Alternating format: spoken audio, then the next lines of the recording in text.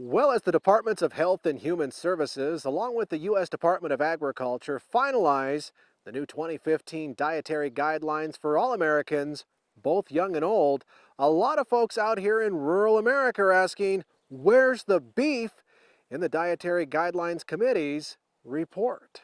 The first edition of the Dietary Guidelines was released in 1980, and every 5 years they're reviewed, updated, and published.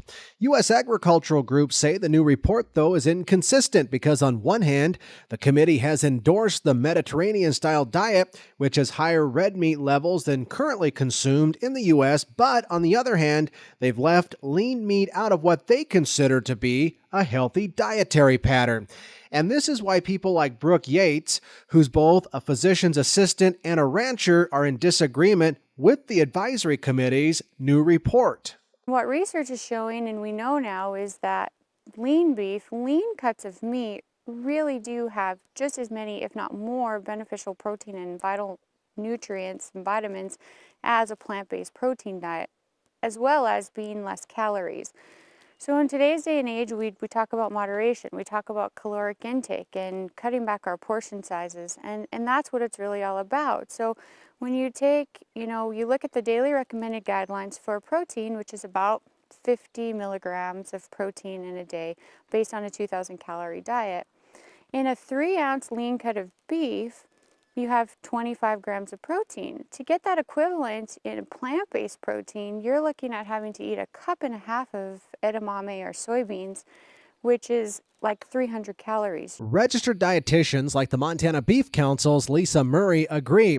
She says the BOLD study, Beef in an Optimal Lean Diet, found that eating lean beef every day is part of a heart-healthy diet and lifestyle. And again, there's lots of good research that shows us that beef can be part of a healthy, even a heart-healthy diet. We have the BOLD study, which is based on the 2010 dietary guidelines, saying that the DASH diet is the ultimate healthy diet. So they took the DASH diet and they actually added 3 to 4 ounces of beef to it every day.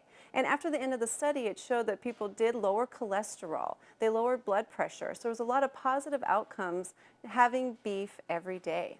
Again, the dietary guidelines are for all Americans, including our children.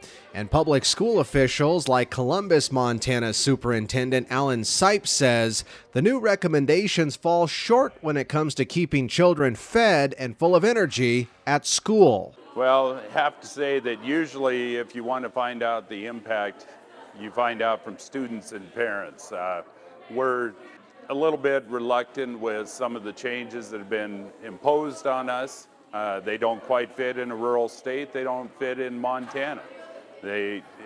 What we normally have here with students and what they eat at homes, what they are used to, are not necessarily things that the U.S. Department of Education and the USDA want to allow us to continue to feed students. So we deal with a lot of pushback on the new dietary guidelines. Physician's assistant and rancher Brooke Yates says it's also frustrating as a food producer for people like those on the Dietary Guidelines Advisory Committee who have never been to a ranch to have so much influence on the future of her family's livelihood. No, absolutely. I mean, it does. It really affects our livelihood. When we know that the research is there, we know that the data is there from a scientific aspect that lean meat is good for us. And then you have, like you said, some administrative person somewhere who doesn't know anything about ranching to take that away from us. And it really is our livelihood. And as a rancher's wife, as a rancher's granddaughter, we need to look at the big picture. And this is a sustainable source of energy. And in that, we need to continue to support this. This is, basically small business at its best in the ranching communities. And so, to take that away and to take the spotlight away from that it's devastating to us.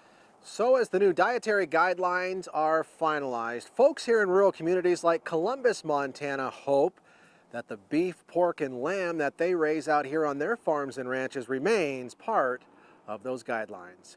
Reporting from Columbus, Montana, I'm Russell Nemitz.